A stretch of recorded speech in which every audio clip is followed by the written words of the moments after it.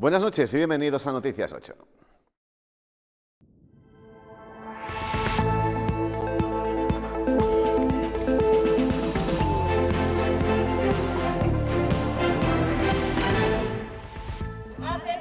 Personal de enfermería se ha concentrado hoy para denunciar la falta de recursos. Aseguran que la pandemia ha dejado en evidencia las carencias de la atención sanitaria. Se habilitaron zonas, por ejemplo en URPA o en UCI, que se ampliaron puestos para poder atender a pacientes COVID, que en ningún momento se han replegado totalmente, pero que no ha habido incremento de enfermeras para poder dar salida a esos pacientes. También en Noticias 8, Pablo Casado cada vez está más solo. De los 17 varones del PP, 16 pedirán mañana su dimisión y hacer presidente a Feijóo. Y los presidentes provinciales del partido en Castilla y León también piden cambio. El Partido Popular tiene que citar a todos los afiliados en un congreso extraordinario. La solución tiene que ser drástica, rápida, limpia y en la que participen todos. La forma de cortarlo es con un congreso extraordinario, si puede ser. Los 3 supervivientes del naufragio y los cuerpos de 5 de los fallecidos ya están en Santiago de Compostela. Allí esperaban, entre otros, el presidente del gobierno. Recordamos que uno de los fallecidos vivía desde 2017 en Miranda de Ebro, igual que otro de los desaparecidos. Y el colectivo Entre Desiguales nos propone diferentes formas y estilos de entender la catedral a través de las propuestas de 15 artistas burgaleses. La muestra Burgensis Cathedralis estará expuesta en la Biblioteca Miguel de Cervantes hasta mediados de marzo. Lo fotografío primero y de mis fotos que saco hago las obras. El color del vino y la explosión de color y tal, como una fiesta que últimamente es bastante difícil tener. O sea, la catedral es parte de la vida de la ciudad, entonces es fácil retratarla. En deportes les hablaremos de una medalla de plata para la esgrima española con sabor burgalés.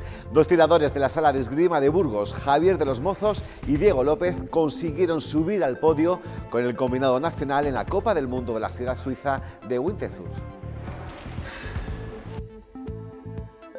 España ganó a países como Estados Unidos, que es su campeón del mundo, Francia, bueno, y han dejado todo en la pista y de verdad que nos han dado un fin de semana espectacular y España ha subido al podio, que es todo un logro. Avanzamos el tiempo, mañana amaneceremos con escarchas y heladas, pero menos intensas que hoy. Entrará viento del sur flojo, lo que hará que suban las temperaturas de forma generalizada.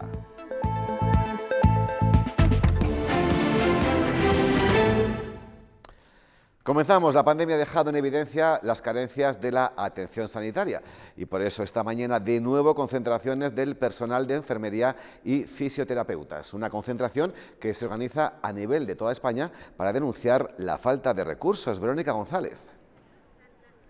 Sí, las enfermeras y fisioterapeutas de todo el país se han vuelto a concentrar. Hoy lo han hecho aquí en el Hospital Universitario de Burgos. Piden al Gobierno que establezcan el número de pacientes que tiene que tener cada enfermera. El sindicato de SATSE estima que de media hay 4 enfermeras por cada 1000 habitantes, muy lejos de la media europea, que está en el doble, en 8. Aseguran que tiene muchísima sobrecarga y sobre todo después de esta pandemia y presión asistencial. Estiman que faltan alrededor de 500 enfermeras aquí en el sistema sanitario público en la provincia de Burgos. Aseguran que van a seguir con estas concentraciones si no reciben una respuesta ya por parte del Gobierno. En ningún momento se incrementaron el volumen de profesionales. Estamos atendiendo más volumen de pacientes con el mismo personal. Entonces creemos de vital importancia que se tenga que desbloquear de una vez por todas, como bien he dicho, la tramitación parlamentaria de la Ley de Seguridad del Paciente. Actualizamos ahora datos sanitarios. Burgos notifica hoy 153 contagios nuevos de coronavirus. Sigue bajando la tasa de incidencia a cada 12 días. Se sitúa ya en 680 casos por cada 100.000 habitantes. Hay 58 pacientes ingresados en planta y 6 en la UCI. Ninguna persona ha fallecido en las últimas horas en nuestros hospitales.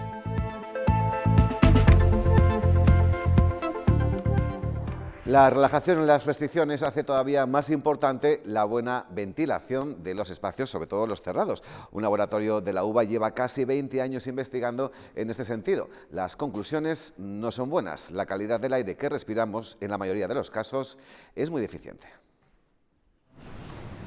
En este laboratorio hacen visible el aire. Tratar de ver, por un lado, cómo se mueve el aire dentro de los espacios y, por otro lado, qué componentes a distintos niveles microscópicos están presentes allí. Respiramos en torno a 11.000 litros al día y no sabemos si ese aire es de calidad o no. La ventilación es la clave y hacerlo bien repercute en nuestra salud y en nuestra productividad. También en nuestros bolsillos y en el medio ambiente. De un 10-15% de la energía total se pierde entrando aire frío. Abres un día como hoy la ventana, te entra aire frío que hay que calentar. Actualmente todos los edificios, todas las investigaciones tienden a una ventilación mecánica, controlada y generalmente con un dispositivo que se llama recuperación de calor. Es la forma más eficiente de ventilar. Ellos lo han probado en la casa que les acoge, la Escuela de Arquitectura de la Universidad de Valladolid. Previos a la propia pandemia se había hecho el estudio del CO2 dentro de las aulas. Entonces veíamos que estaba muy mal, realmente, este edificio y todos los públicos. Proponerme a mí que fuésemos pioneros en la instalación de equipos específicos de filtrado de aire que aseguraron desde entonces al 100% esa calidad del aire y permitieron mantener también al 100% la docencia presencial. Sus investigaciones sobre infiltraciones en las edificaciones son pioneras en los países mediterráneos.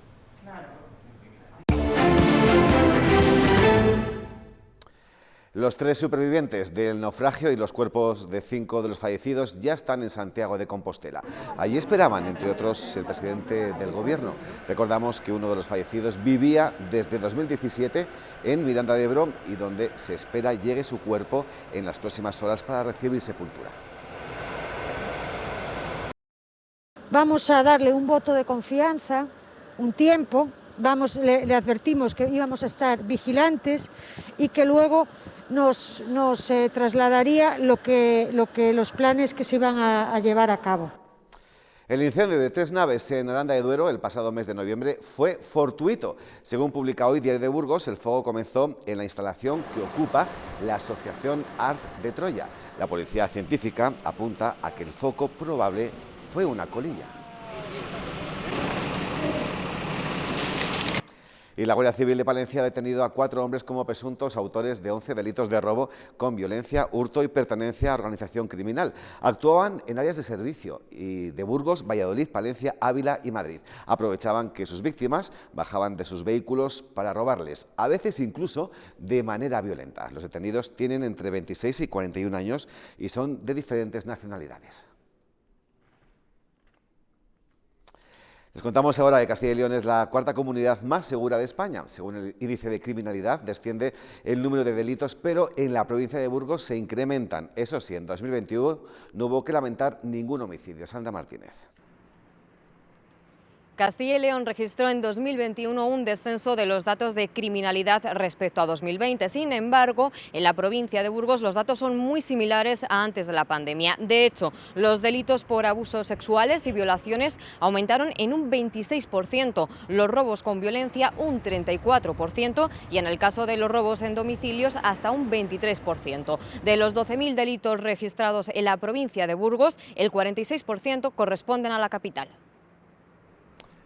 Hablamos ahora de violencia familiar. Una investigación de la Universidad de Valladolid ha puesto el foco entre los siglos XVI y XIX. Y en esa época estaban instaurados en la sociedad y aceptados como algo cotidiano. Aún así, llegaron a los tribunales en varias ocasiones. Un refrán dice que entre padres, hijos y hermanos nadie meta las manos. Sí que es algo que ha pervivido en el pensamiento colectivo y que ha perjudicado mucho la persecución de las agresiones dentro de la familia. Entre los siglos XVI y XIX, un tipo de violencia era consentida por la sociedad, incluso por los tribunales. La mujer debe ser callada, obediente, acomodarse a lo que dice el marido.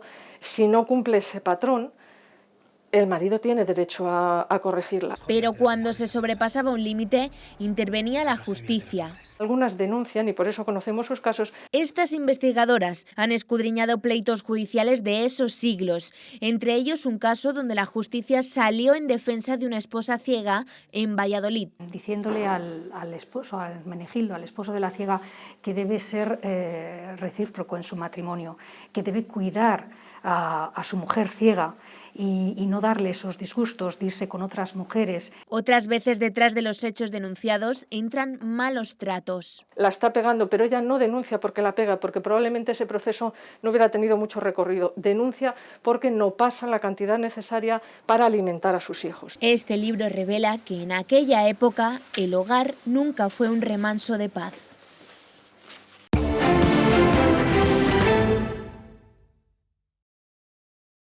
El Partido Popular tiene que citar a todos los afiliados en un congreso extraordinario. La solución tiene que ser drástica, rápida, limpia y en la que participen todos. La forma de cortarlo es con un congreso extraordinario, si puede ser.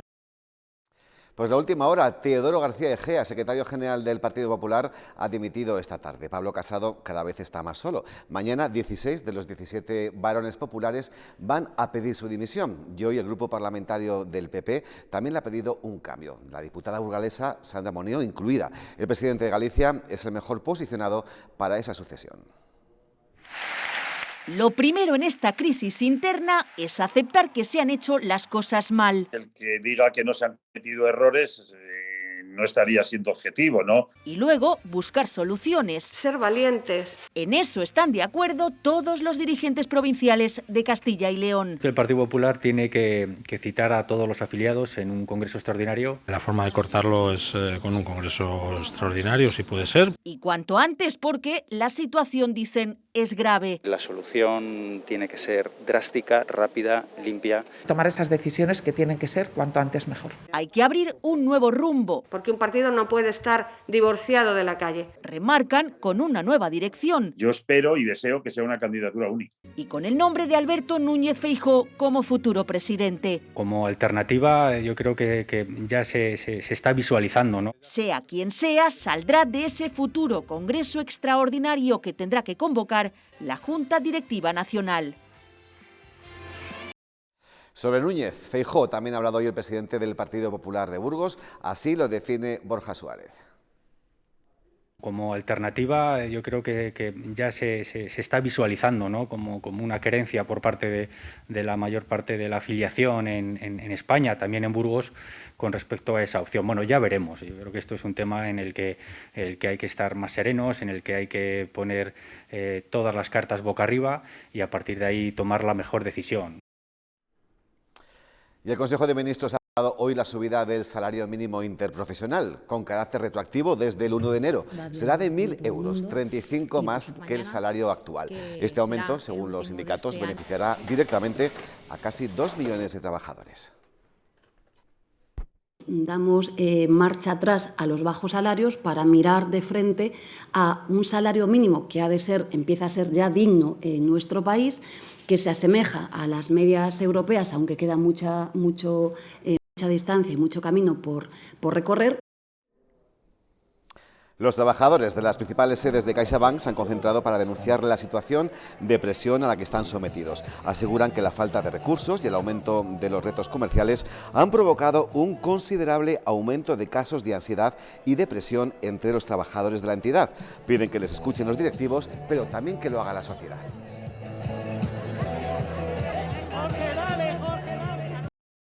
Con el cierre de oficinas, el ERE, donde nos falta recursos y donde la tensión que estamos con los retos comerciales que nos están planteando está haciendo que la plantilla no deje de tomar ansiolíticos o caiga en depresiones. Entre compañeros que pueden estar tomando medicación más gente que está atendida por profesionales es un porcentaje que me atrevería a decir sorprendentemente alto.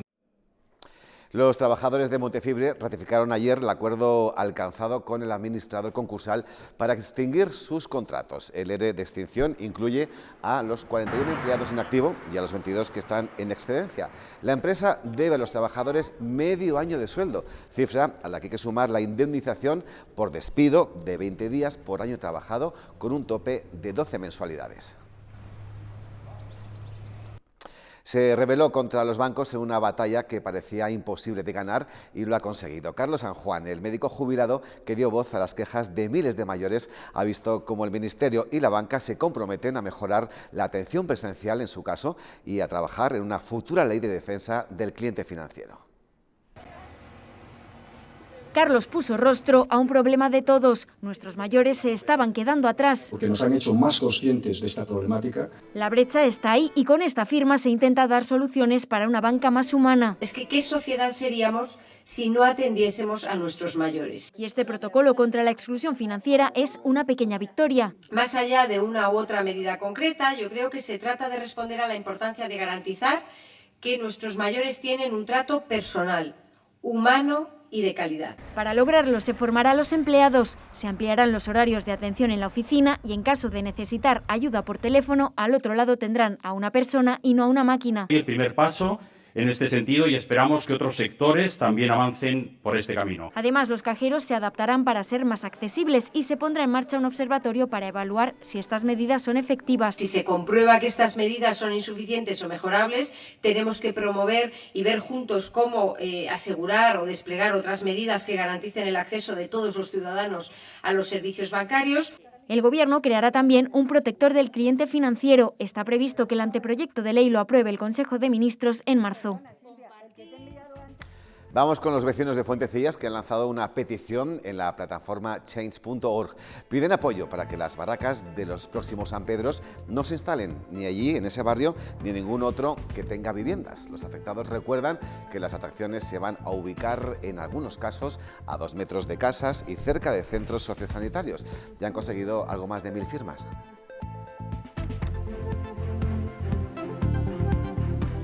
Y podemos considerar que el equipo de gobierno está abusando de los contratos de patrocinio dentro del deporte y critica que no se incluyen criterios objetivos. Según sus cuentas, de cada 6 euros que se destina a los clubes de élite, el deporte base recibe tan solo 1 euro. Los contratos de patrocinio en el ayuntamiento, pensamos que este gobierno del bipartito están abusando de ellos, ¿no? Y nos salen 4 millones y pico de euros de contratos de patrocinio y solamente 600 y pico mil euros en apoyo a los pequeños clubes, los deportes, los pequeños clubes en los que juegan nuestros hijos y nuestras hijas, ¿no?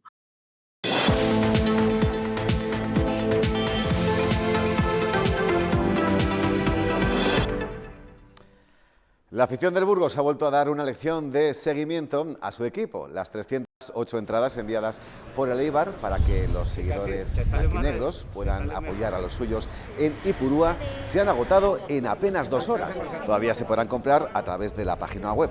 Además, el club burgalés pondrá autobuses para viajar a tierras guipuzcoanas por un coste de 10 euros. Y el fin de semana nos ha dejado 2 triunfos para los equipos burgaleses en la división de honor plata. El UBU San Pablo consiguió derrotar con claridad al balonmano Zamora por 36-27 y se asienta en la parte noble de la tabla. Por su parte, el Tubos Aranda superó al Correoso Alcobendas por 28-25 y gana enteros para la siguiente fase de la competición en la que peleará por no bajar.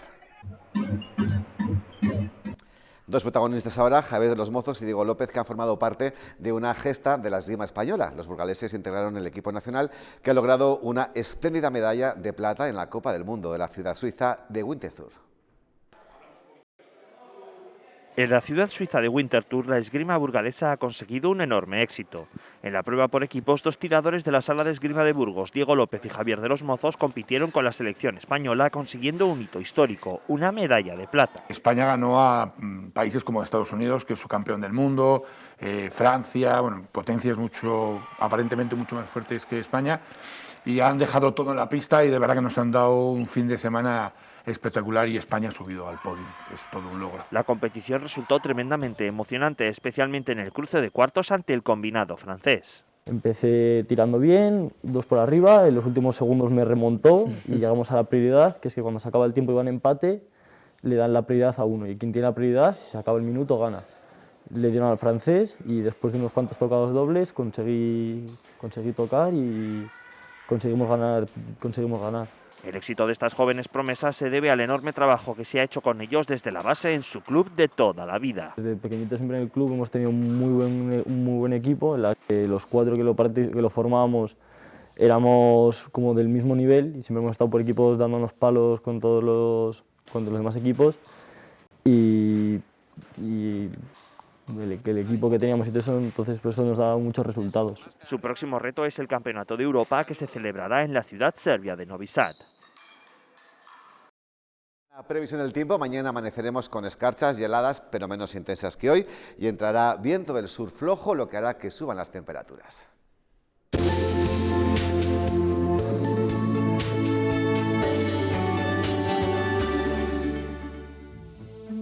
El satélite Meteosat nos muestra hoy una imagen de la península que no todos los días se ve.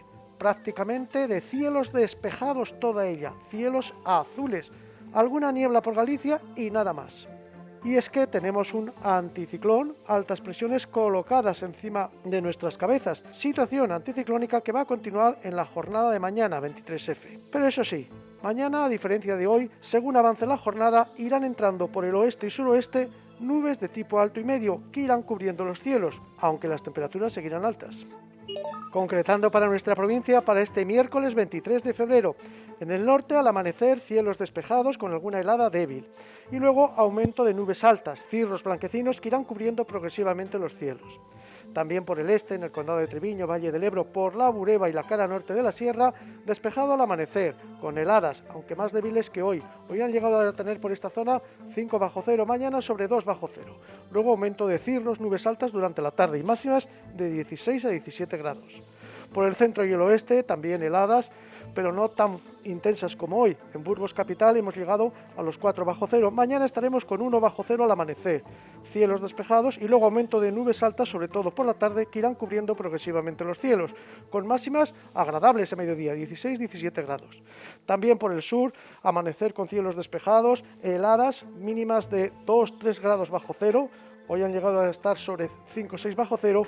Y nubosidad de tipo alto en aumento durante la tarde, sobre todo, con máximas de 17 grados. Y en la sierra lo mismo, heladas no tan severas como hoy, de 3 a 4 bajo cero, aumento de nubes altas durante el día, máximas de 17 grados. En Burgos capital mañana amanecer frío, con escarchas y heladas, no tan intensas como hoy, y luego aumento de nubes altas a medida que avance la jornada, con temperaturas muy agradables a mediodía. Para el jueves ya aumento de nubosidad, comenzarán a bajar las temperaturas aunque no habrá heladas y el viernes día invernal con entrada de vientos del nordeste, incluso alguna llovizna. El sábado también heladas pero ya con más sol. La falta de lluvia se va dejando sentir en el caudal de los ríos. Este es el aspecto del Rudrón, a la altura del Molino Rasgabragas, en Moradillo del Castillo.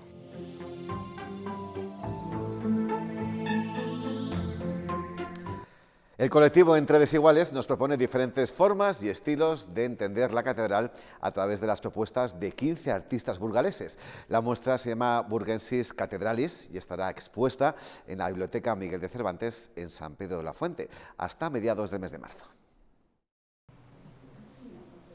Burgensis Cathedralis es el nuevo homenaje a nuestra SEO en forma de arte. Invitados por Antonio Doñate, el colectivo Entre Desiguales da rienda suelta a su creatividad con una importante variedad de estilos, algunos muy realistas. Y yo normalmente lo que hago es, lo fotografío primero y de mis fotos que saco hago las obras. O sea que no son copias de otros cuadros o de no, son mías. Otros con el color como forma de entender el espacio. Y le he dejado de ese color para que resalte un poco, ¿sabes? Porque podía haber pintado todo en esos tonos, los arcos y así, pero le he dejado en ese color para que resalte más. Profesionales también eclépticos y arquitectónicos. El color del vino y la explosión de color y tal, como una fiesta que últimamente es bastante difícil tener, ¿no? De poderse juntar, y es un poco la idea del cuadro. Recortando la catedral, trabajando esos tonos. Desde el sitio donde jugabas de pequeña hasta donde se han casado tus amigos, o sea, la catedral es parte de la vida de la ciudad, entonces es fácil retratarla. Una gran diversidad de enfoques y técnicas plasmadas por 15 artistas que exponen sus creaciones en la Biblioteca Miguel de Cervantes. Se podrá contemplar hasta el 12 de marzo. Ya nos marchamos este martes 22 de febrero. Nos deja que los pesos pesados del Partido Popular ya no ocultan su deseo de cambiar a Pablo Casado por Núñez Feijóo. El todavía presidente de los populares está cada vez más solo que nunca. Y esta situación puede afectar las negociaciones de investidura en la Junta de Castilla y León, porque Mañueco podría sentirse algo más libre para negociar. Hasta mañana, buenas noches.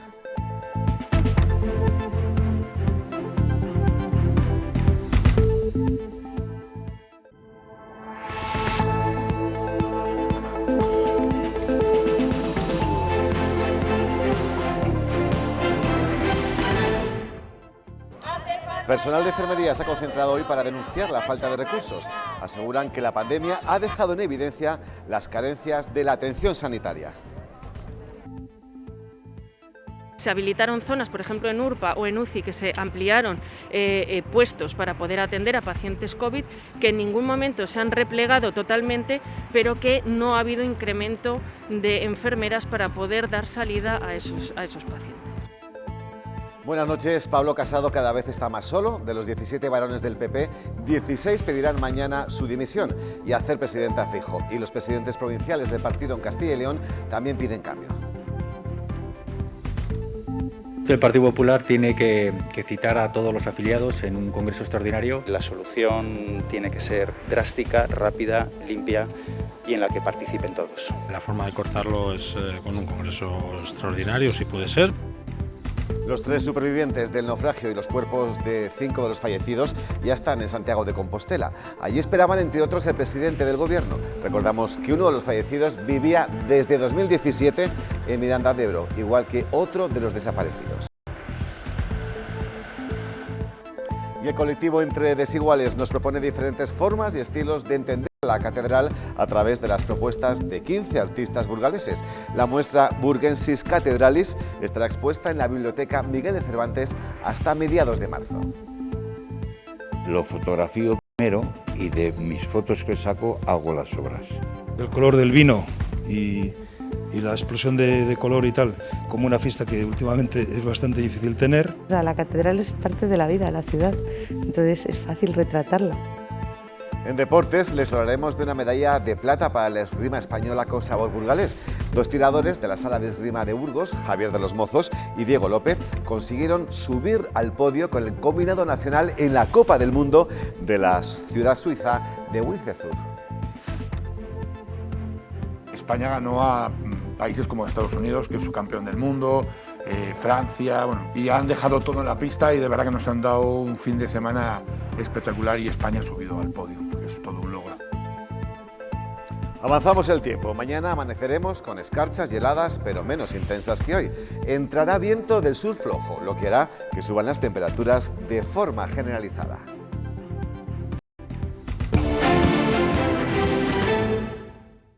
Y vamos ya con nuestra mesa de actualidad. Hoy nos acompaña la secretaria general de FAE, Emiliana Molero. Bienvenida, buenas noches. Muy buenas noches, Rafa. Y a su lado se encuentra Sergio Pérez, que es profesor de Ciencias Políticas de la Universidad de Burgos, que imagino que, buenas noches, Sergio, que tendrás mucho trabajo estos días, ¿no?, con tanta polémica y tanta guerra abierta. Buenas noches. Pues sí, es un no parar. La verdad que los politólogos nunca habíamos tenido tanta actividad como estos últimos meses. Desde luego. E incluso aprenderéis cosas nuevas.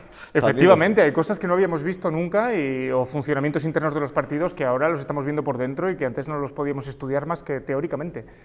Emiliana, luego lo hablaremos, ¿eh? Primero tenemos un tema más local, pero ¿cómo lo vives tú, que has vivido también intensamente la política hace ya muchos años, ¿no?, en primera línea, pues ahora desde otro lado? Con bastante pena y con mucha tristeza, porque bueno, que ha habido crisis y problemas en los partidos políticos siempre, o sea, no es nada nuevo.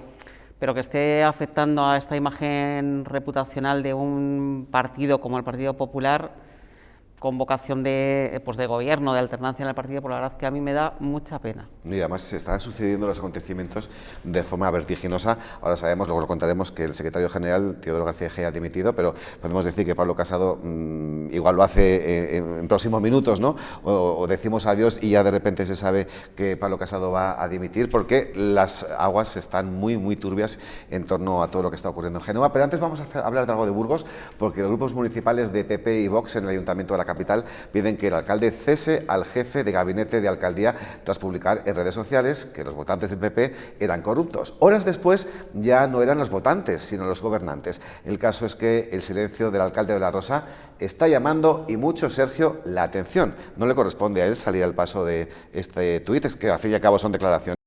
Efectivamente, tanto al alcalde como al jefe de gabinete, ambos tendrían que salir y hablar de lo que ha pasado, porque no se puede tolerar que quien se supone que está asesorando y aconsejando al alcalde de esta ciudad tenga estos vertidos en redes sociales, por mucho que sean redes sociales personales, pero hay que mantener la compostura y hay que ser discreto y constante y consciente de lo que se dice y sobre todo a quién se lo dicen.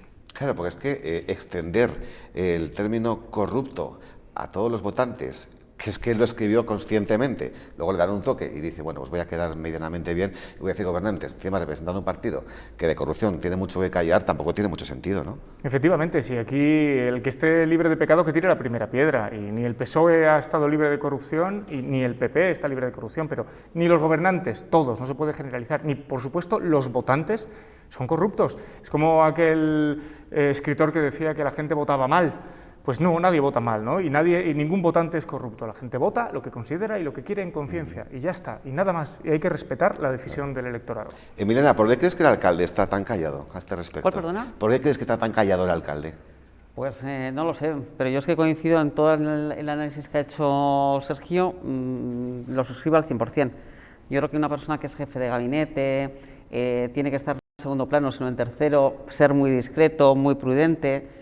Y yo creo que los jefes de gabinete de cualquier puesto es que yo creo que no tienen que estar ellos dando su opinión sobre lo que puede ocurrir en un equipo de gobierno, en un partido político. O sea, en este momento tu papel no es ese.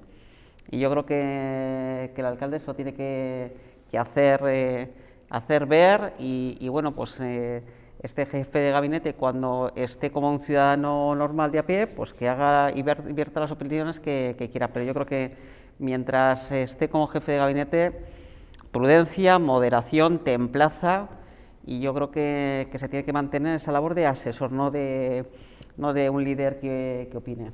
Sí, porque las personas que suelen desempeñar ese tipo de cargos suelen ser bastante silenciosos, discretos, trabajando mucho en la sombra, ¿verdad? Yo entiendo que debería ser así. Bueno, pues ahora sí vamos al tema, iba a decir de la semana, no, el tema del año, ¿no?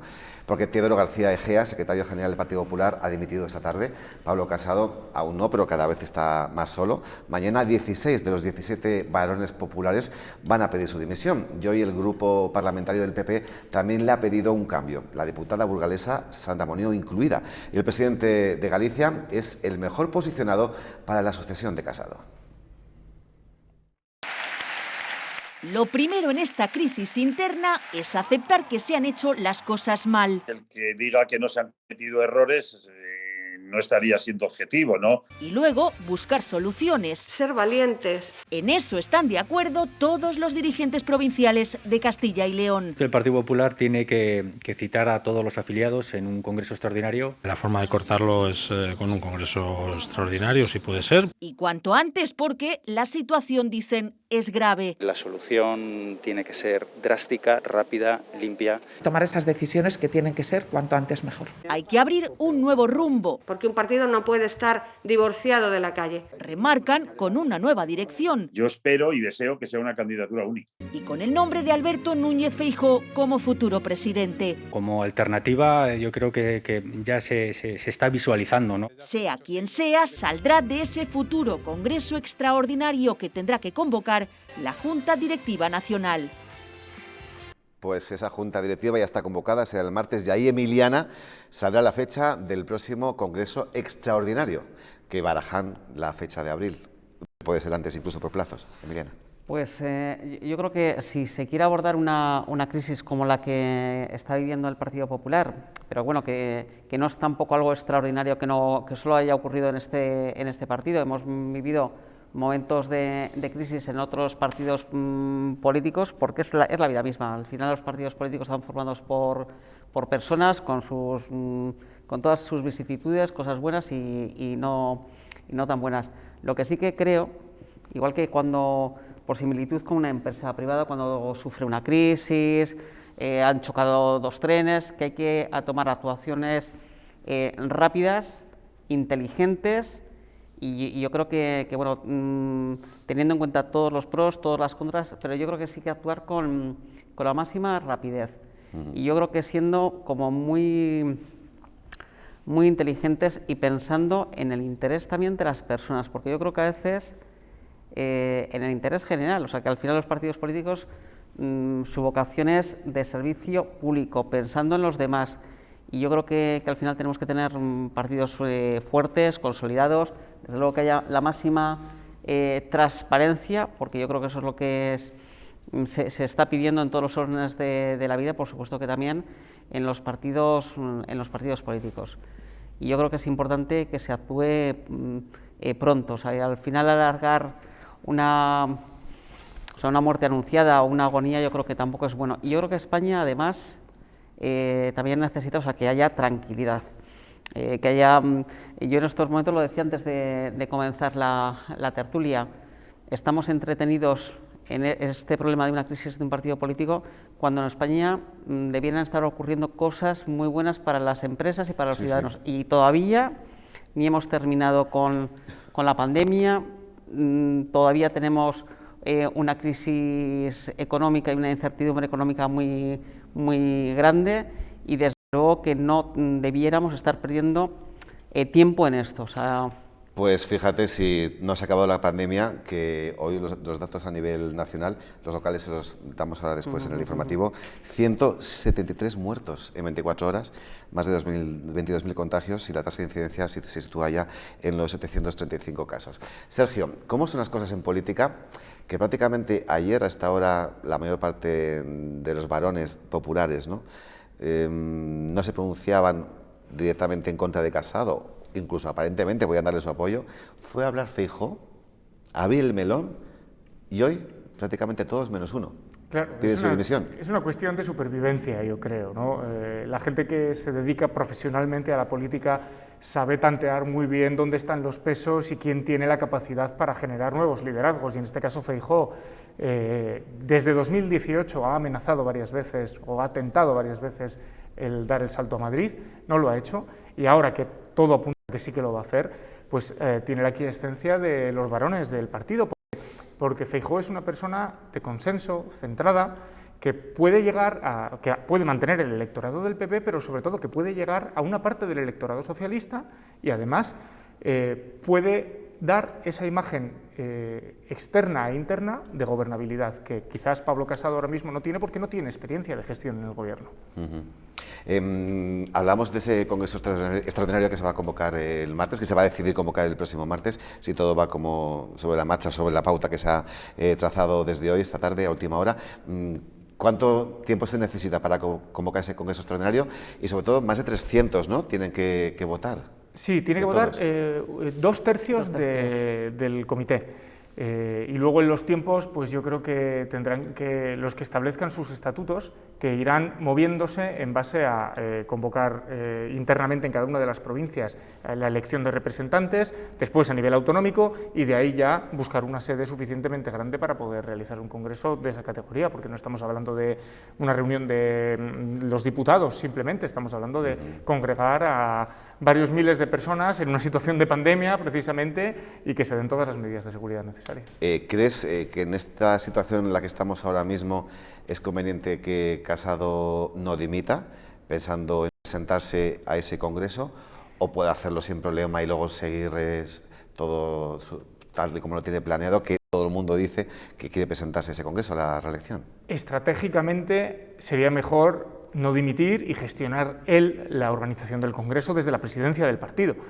Pero claro, parece difícil que cuando tu núcleo duro ha dimitido ya y ha abandonado la ejecutiva, pues que tú te mantengas con la oposición de 16 de los 17 varones territoriales. Entonces, bueno, la lógica sería dimitir, dejar que una gestora lo organice todo para que además no te puedan echar en cara que has metido la mano en la organización o en la designación de los representantes que vayan a tener voto en ese congreso. Emiliana, presentarse a la reelección sería un suicidio para Pablo Casado, tal cual están las circunstancias ahora. Te están llegando esas informaciones, pero yo sinceramente ahora no lo veo.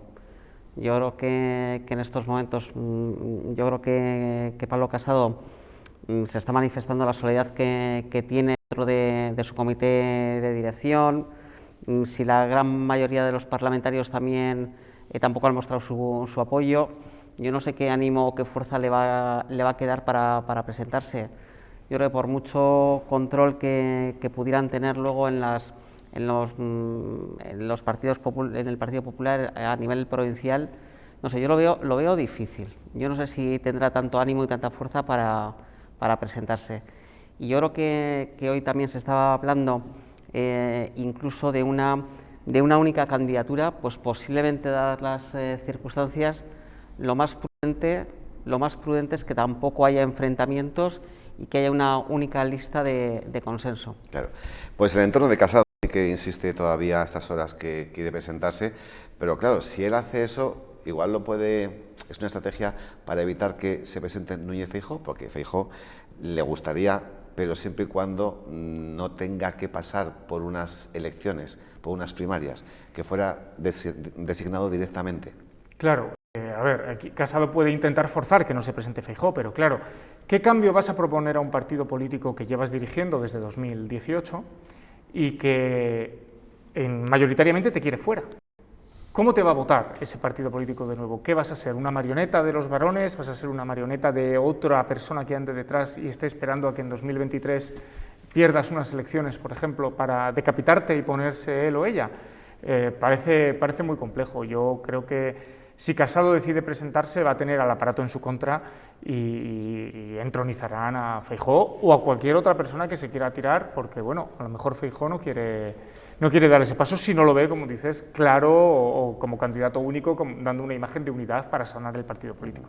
Pues sobre Núñez Feijóo también ha hablado hoy el presidente del PP de Burgos, así define Borja Suárez al futurible. Como alternativa, yo creo que ya se está visualizando, ¿no?, como una querencia por parte de la mayor parte de la afiliación en España, también en Burgos, con respecto a esa opción. Bueno, ya veremos. Yo creo que esto es un tema en el que hay que estar más serenos, en el que hay que poner todas las cartas boca arriba y a partir de ahí tomar la mejor decisión. ¿Está cambiando mucho la política en muy poco tiempo, Sergio? Sí. Más allá de lo que está pasando con el Partido Popular en general. Sí, lo que hemos visto es que diferentes partidos políticos han ido cambiando sus posiciones y eso afecta a los partidos políticos tradicionales. Al PSOE le pasó con el surgimiento de Podemos y de Ciudadanos, hace ya 8 o 9 años. Pero al PP le está pasando ahora con Vox. Están viendo que su discurso, una parte de la población lo siente caduco y tampoco sirve un discurso acelerado o de griterío como el que ha tenido Pablo Casado en los últimos meses, que a lo mejor su votante lo que está pidiendo es un discurso pausado, centrado, de connotaciones ucedianas, por decirlo de alguna manera, ¿no?, que algo que asemeje a este centro tranquilo del que hablaba Adolfo Suárez en su momento.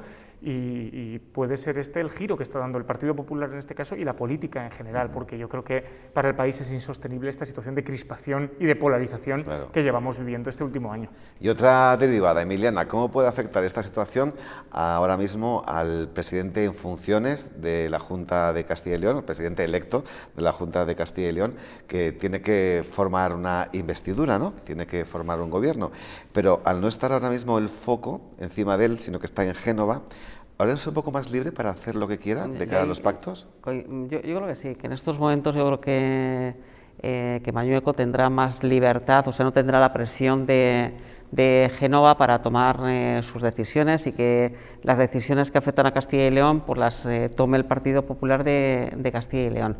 Yo creo que en estos momentos es que es imposible que tenga esa presión. O sea, yo creo que en Génova se está en estos momentos a otras cosas. Claro, porque una vez que Teodoro García Egea está fuera de juego, también igual están fuera de juego las líneas rojas y los cordones sanitarios. Efectivamente, Egea era el que más estaba presionando para que no se pactara entre el PP y Vox, y ahora que está fuera y que el futurible parece que quiere dejar manga ancha a cada una de las comunidades en pactar con quien ellos consideren necesario pactar, pues Mañueco estará más tranquilo para la reunión que tiene mañana con Vox. Recordemos, ¿con quién se disputó Pablo Casado las primarias para presidir el Partido Popular? Pues con Soraya Sáenz de Santamaría, Emiliana, que a nivel de militantes en Burgos consiguió un porcentaje superior al de Pablo Casado, ¿no? Bueno, esta tarde que ha participado Soraya Sáenz de Santamaría... Ahora iba a ir a eso, no me lo revientes todavía. A ver, bueno, que lo que iba, o sea, que es que Soraya Sáenz de Santamaría, hoy que se está hablando mucho de los simpatizantes, de los votantes de base, creo recordar que el apoyo que tuvo Soraya Sáenz de Santamaría fue de los afiliados de base, yo creo que con carácter general, y sin embargo era... Casado y María Dolores de Cospedal la que tenía el apoyo del partido, o sea, de los órganos de gobierno. Cierto, pues introducía eso porque ella ha estado hoy en Burgos. Soraya Sáenz de Santamaría ha abogado por recuperar el espíritu de diálogo y consenso entre las fuerzas políticas para acabar con los populismos, tanto en España como en el mundo. Lo ha dicho esta tarde, como bien decía Emiliana, en la Universidad de Burgos, donde ha participado en la Cátedra de Monarquía Parlamentaria, en la que ha eludido, no ha querido responder a las preguntas de los estudiantes sobre la crisis del Partido Popular. No sé si el consenso es posible, pero en esta política no se escucha las razones del otro. Muchas veces ni de las que tienes al lado. Y eso tenemos que hacer un esfuerzo por superarlo.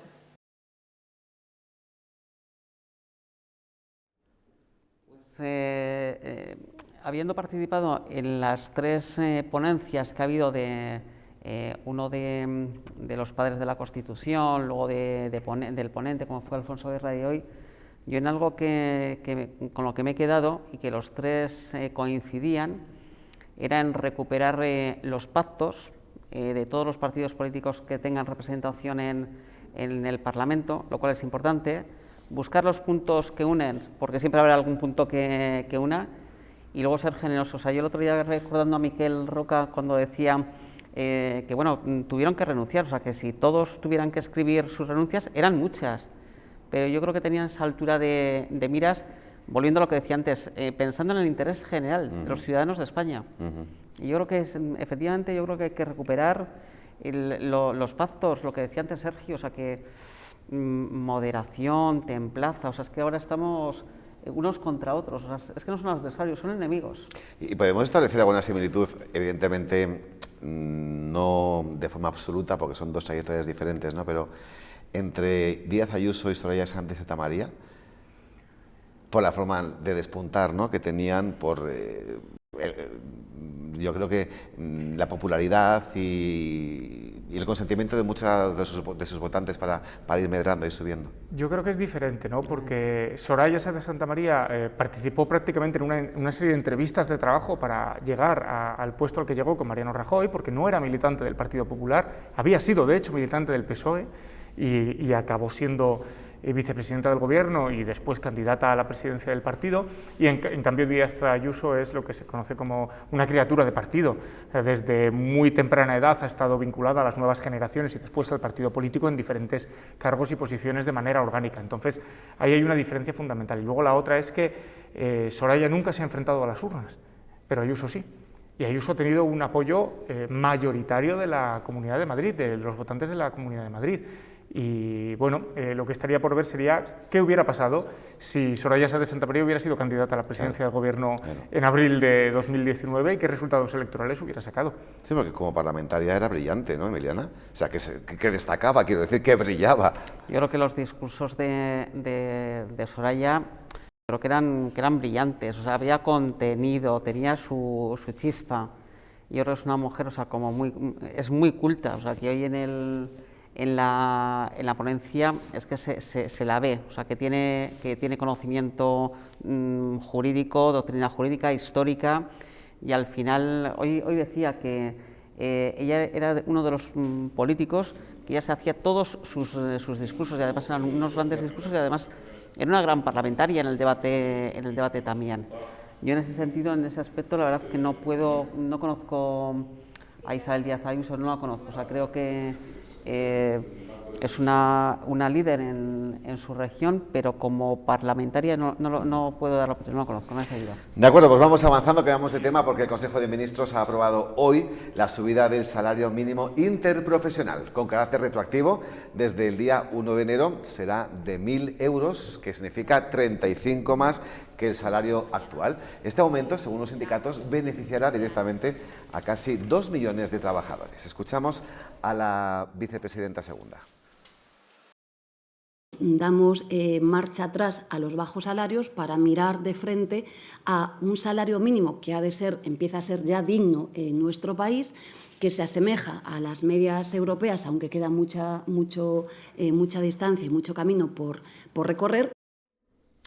Desde el punto de vista político, Sergio Pérez, ¿qué efecto ha tenido esta operación de subida del SMI en plena campaña electoral en Castilla y León? Pues efectivamente fue una medida electoralista, porque si este gobierno se estaba caracterizando, por lo menos en los últimos meses, por intentar negociar todo con sindicatos y con la COE, y esto de repente se lo sacó de la manga porque veía que las encuestas, tanto de Podemos como del PSOE en Castilla y León, eran bastante malas. Entonces, a beneficiar casi 2 millones de trabajadores y seguramente pues ayude a aumentar el consumo de las familias, estará por ver eso, pero bueno, al final es una medida que únicamente buscaba captar a los votantes de PSOE y Podemos en Hablamos de 35 euros que para muchos dirán, pues tampoco es nada, ¿no? Pero ¿qué supone 35 euros para los empresarios, Emiliana? Pues es que a esos 31 euros o 35 hay que sumarle la parte proporcional que se incrementa también el IRPF, el pago a la cuota de la Seguridad Social, o sea, al final hay que sumar mucho más. Yo creo que aquí el gran beneficiado no son esos más de 2 millones de trabajadores en España, es Hacienda, o sea, el que más va a recaudar va a ser Hacienda sin duda. A mí me parece, o sea, que es, bueno, pues para nosotros, para la COE, es lo que le hemos tildado de indiscriminado. Primero, porque algo que afecta a los trabajadores, pero que tienen que pagar las empresas, lo mejor, o sea, y lo más necesario hubiera sido que se hubiera pactado, como la reforma laboral, que se hubiera pactado. Al final, algo que lo van a tener que pagar los trabajadores, digo, las empresas, perdón, y en el salario mínimo interprofesional, pero igual que cuando se habla de la negociación colectiva, hay unos acuerdos nacionales, pero que luego se va descendiendo en el ámbito territorial de una comunidad autónoma, de una provincia, principalmente en provincias en los convenios colectivos, es porque las situaciones de las empresas, de los sectores, es muy diferente en un territorio que en otro. O sea, nosotros en Burgos tenemos los convenios colectivos más elevados, por ejemplo, en el metal. Si lo comparamos con el convenio colectivo que pueden tener del metal en un Jaén, pues desde luego que la diferencia salarial es abrumadora, es brutal. Por eso entendemos, yo entiendo, puedo comprender que a los trabajadores el que se les suba un 31 euros, pues será bueno. Aquí en Burgos prácticamente no va a afectar a muchos colectivos, porque la gran mayoría de los sueldos son superiores al salario mínimo interprofesional, pero que sí que creemos que se debiera de recuperar el pacto también para subir el salario mínimo interprofesional, igual que hoy se está hablando también en nuestra organización nacional, que bueno, ahora que se van a sentar próximamente para renegociar el acuerdo estatal de negociación colectiva, en el acuerdo de empleo, pues ahí empiecen a sentarse las bases y que todo no se deje al incremento de los salarios basados en el IPC. Yo quiero recordar que ya en los años 70, cuando España sufría también una inflación de más del 20%, los salarios no se incrementaron solo teniendo en cuenta esa inflación. O sea, al final también las partes, los sindicatos y los empresarios también negociaron una revisión salarial, pero no teniendo solo en cuenta el IPC. Y yo creo que esas cosas se tienen que tener muy en cuenta. Todos los territorios no son igual, los sectores no son igual y no afectan de una manera en otra. Entonces, subir indiscriminadamente, como ha dicho nuestra patronal nacional, pues al final no es bueno. Sergio, ¿tú concluyes? Sí, bueno, nada más que decir. Yo el sector empresarial no lo conozco también. Sí que es cierto que para una empresa supone el triple prácticamente, porque si se sube 35 euros son 70 euros en cotizaciones más 35 de salario, que al final son 105 euros. Y eso, pues claro, para una empresa, depende de lo que se dedique, puede hacer mucho daño si no se pacta y si no se negocia esto. Perfecto, pues hasta aquí nuestra mesa de actualidad de hoy con Emiliana Molero y con Sergio Pérez. Mil gracias, como siempre, por habernos acompañado. Que descanséis. Muchas gracias, igualmente. Hasta aquí la opinión, 2 minutillos y venimos con toda la información del día hasta ahora.